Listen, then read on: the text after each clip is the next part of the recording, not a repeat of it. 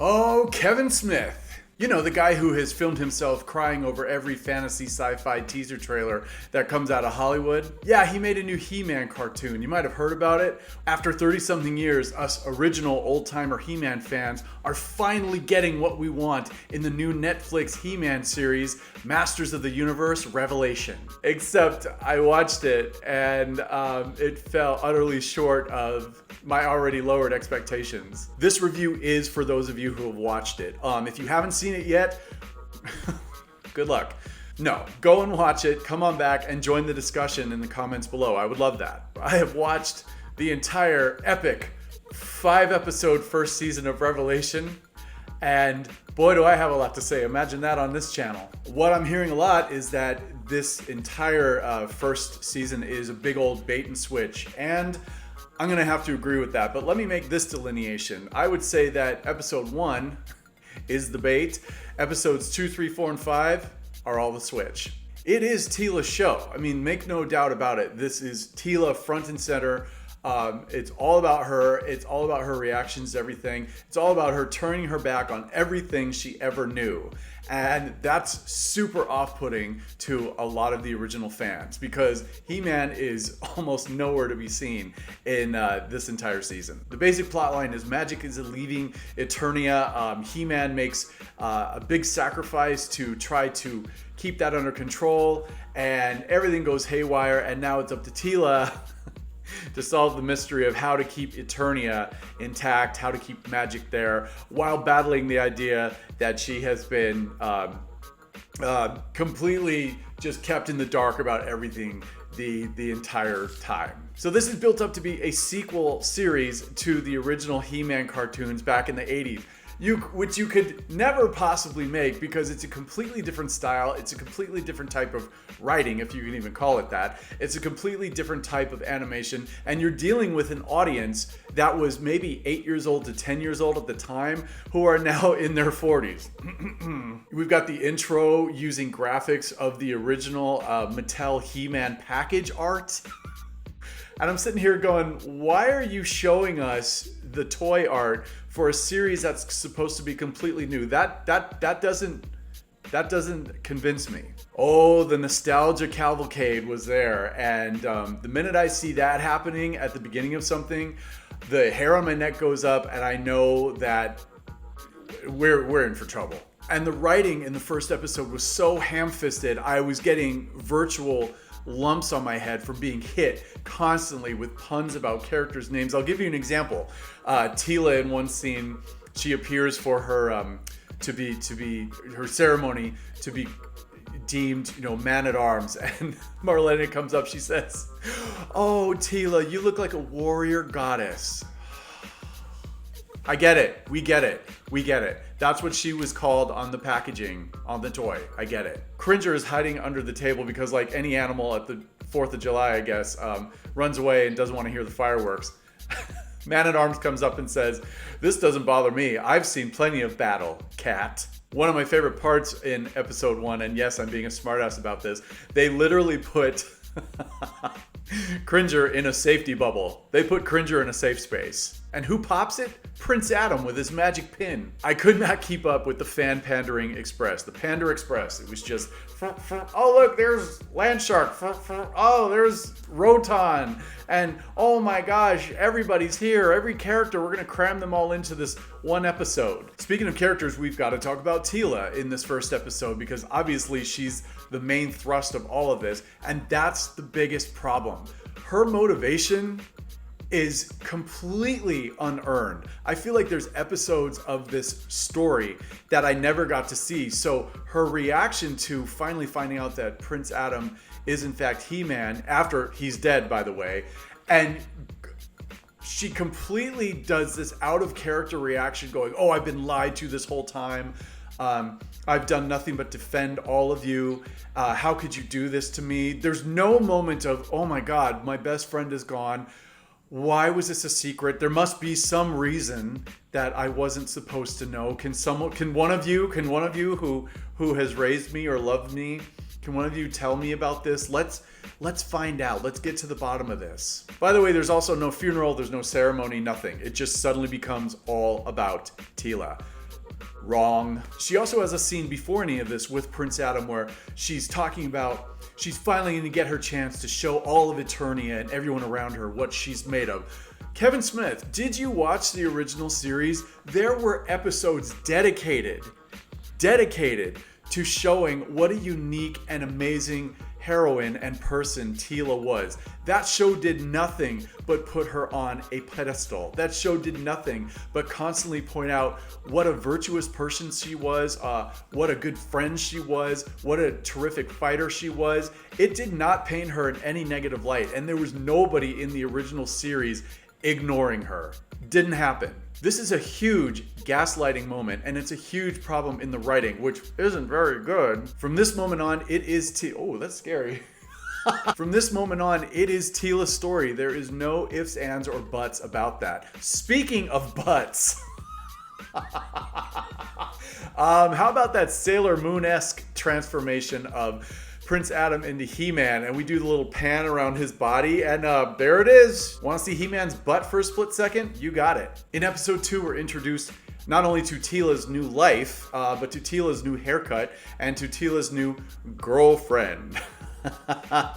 There's no indication of how much time has passed. It was long enough for Man-at-Arm's hair to grow out to where he has to have a ponytail now, I guess. So what is that, a year or two, something like that? And Teela's relationship with Andra is completely undeveloped. We're just supposed to assume that they had a bunch of adventures and formed this bond. It reminded me of how they treated Obi-Wan and Anakin in the prequel trilogy in Attack of the Clones.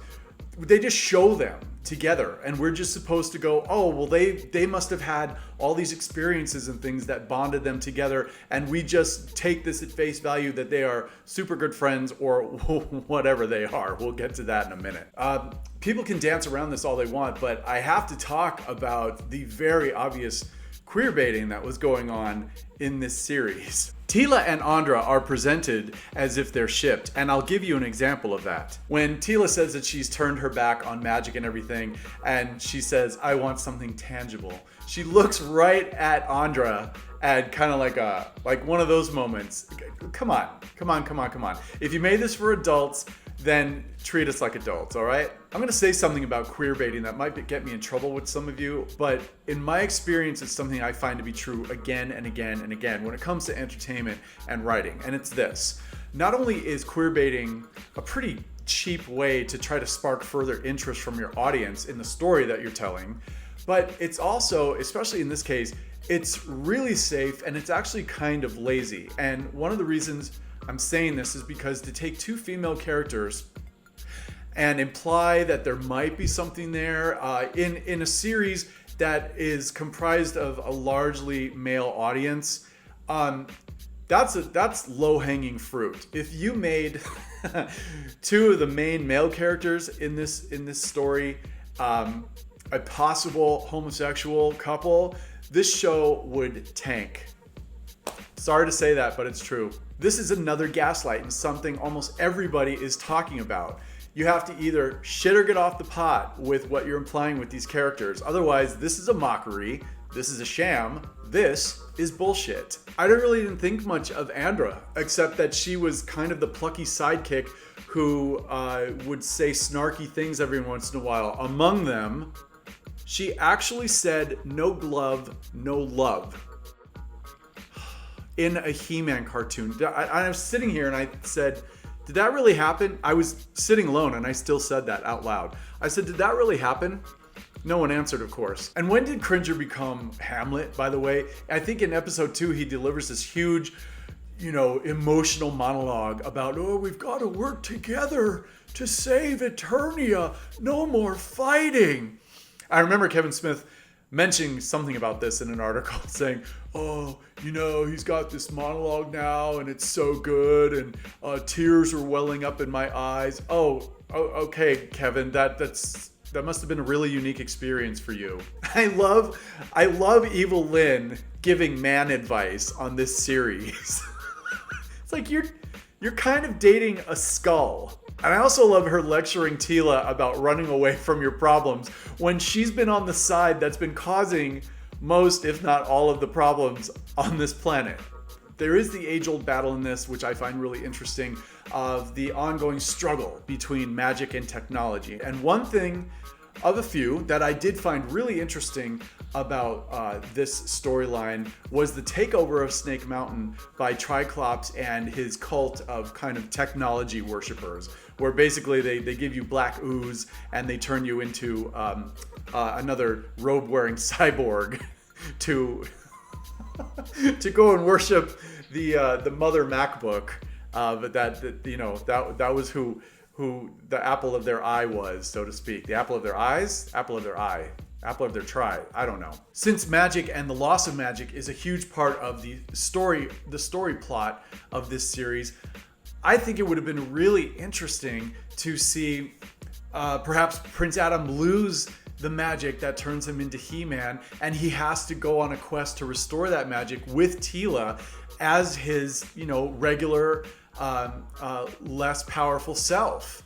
And maybe in that process, he discovers how much power he actually does have. Maybe he doesn't need to be He-Man anymore. That's a bit of a stretch, but wow, that would have been great to have them go on an adventure together to solve this huge problem. There's no disputing that the animation is top-notch. It's gorgeous. It's absolutely beautiful.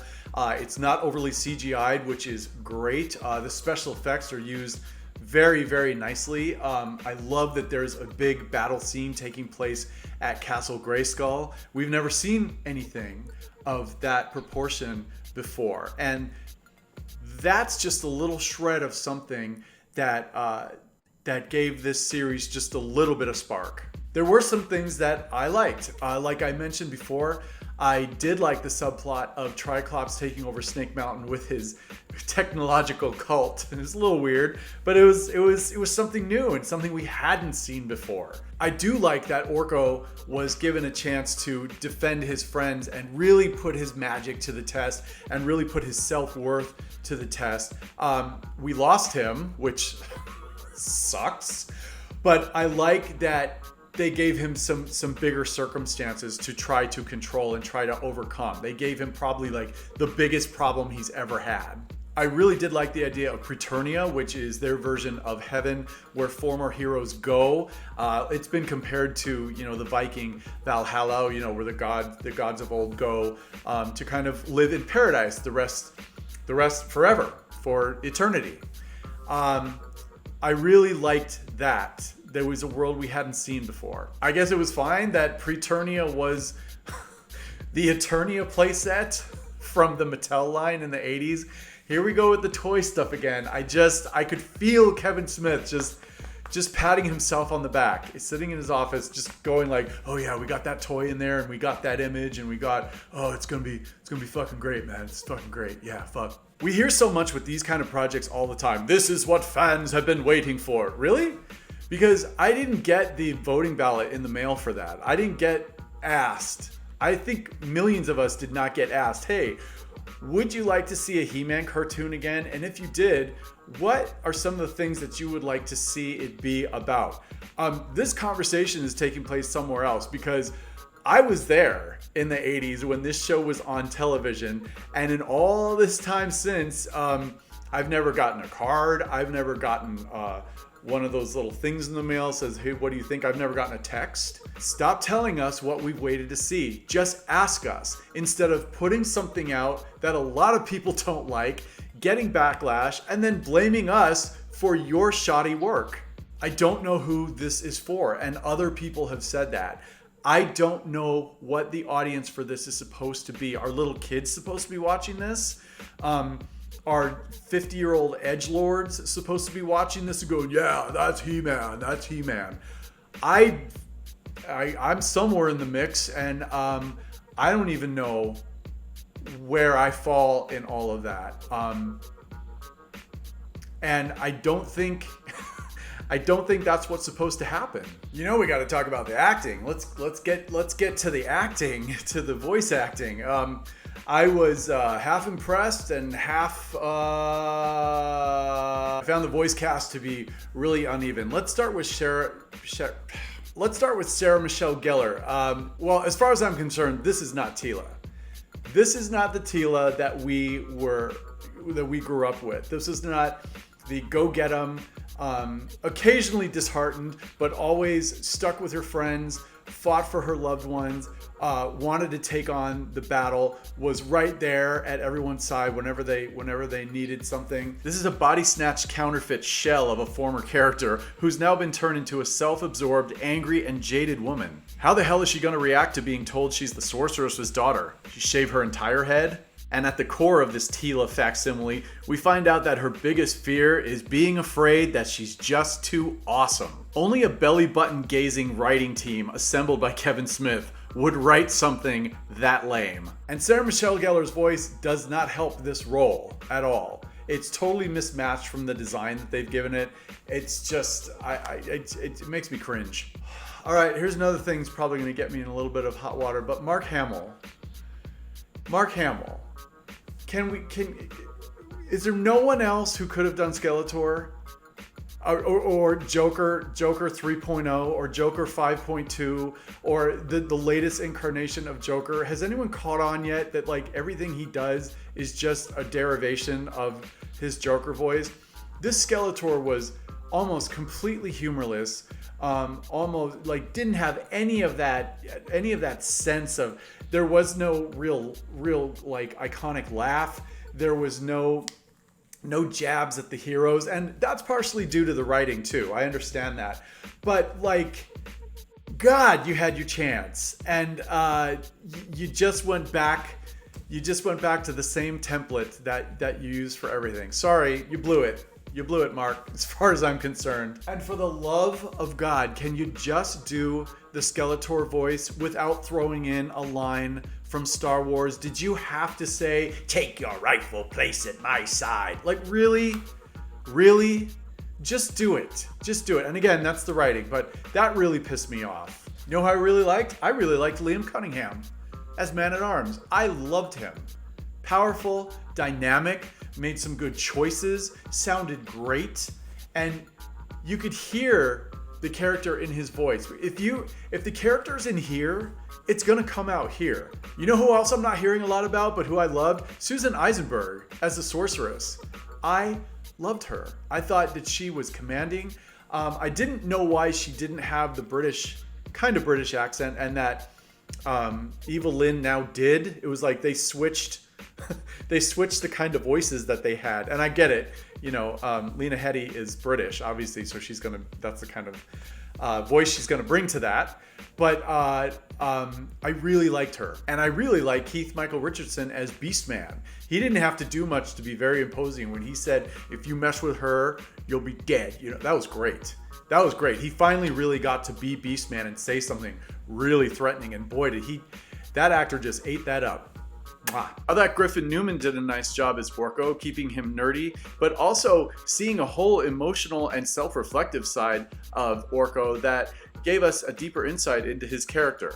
I thought his scene with Evil Lynn was particularly good, and I liked learning about his real name. I don't even know if I can fairly critique Chris Woods, because He-Man was in this whole season for about 4 minutes. And you know what? When he was interviewed, he said something like, "Yeah, there were a few episodes of He-Man back in the day." So you know what, Chris Woods? No, not doing it. You don't get a cookie. If you're gonna get a project like this, you better know the legacy that you're representing. You had better know where all of this came from so that you can put that into your work, because it does make a difference. Last and possibly biggest thing that we have to talk about for a minute, obviously, is the elephant in the room, and that's Kevin Smith. I don't want to bog you down with all the articles and appearances and drama preceding, during, and now after this series has premiered. But Kevin Smith did pull a huge bait and switch on this. He said, you know, "Oh, it's not about Tila. It's not going to be about Tila." It's absolutely about Tila. Just own it, dude. Call it what it is. You can hit all the nostalgia buttons you want. You can tell people it's what they've been waiting for all this time as much as you want. But at the end of the day, you can't gaslight people. They're just not going to fall for it. You can't take a dynamic character and Jedi Luke her and turn her into something she never was and never was going to be. That's not going to work. This is not a sequel. This is a somewhat nihilistic deconstruction of yet another property that so many thousands of us grew up with, love, have attached ourselves to, feel passionate about, and it's been hijacked by grifters, and it's been spoken for, and they've taken over the narrative, and they've decided for so many of us as imaginative people, as creators, what's next. And I want to say something to the people who constantly give this pushback dialogue of, oh, you guys, man babies, you guys have to let go of this stuff and pass it on, pass the torch, let go of all this stuff. Why are you so attached to your childhoods? I'll sum up in 3 words why we hang on to these franchises. They were good. Have you been to the 80s? Do you know how many creative properties came out of that 10 years? How much imagination, how many wonderful sci-fi fantasy IPs that are still alive today that these wannabes are still trying to reboot and turn into something new so that they can ride on the backs of everything that came before? I mean, Gremlins, Goonies, Indiana Jones, Star Wars, Thundercats, She-Ra, He-Man, that alone, is it any wonder that those of us who were there have this kind of response to this kind of product? Imaginative people were creating heroes, not destroying them. It's almost like you want to trick us into thinking that we're not nerds if you make it snarky enough and edgy enough and dark enough. Being a nerd is the great part of all of this. When you have a project like this with someone who's desperate to be part of the Hollywood machine, with a toy company, and with Netflix, who has 210 million followers and makes a product, this is what you get. But stop telling us that this is what we want. Today, I want to talk to you about lying. Lying not only ruins franchises and breaks people's trust, it's just a crappy way to treat fans. Ian learned a powerful lesson today in the damage a bait and switch job can do. So remember, cherish your childhood, and like and subscribe. Thanks for watching. See you all again soon.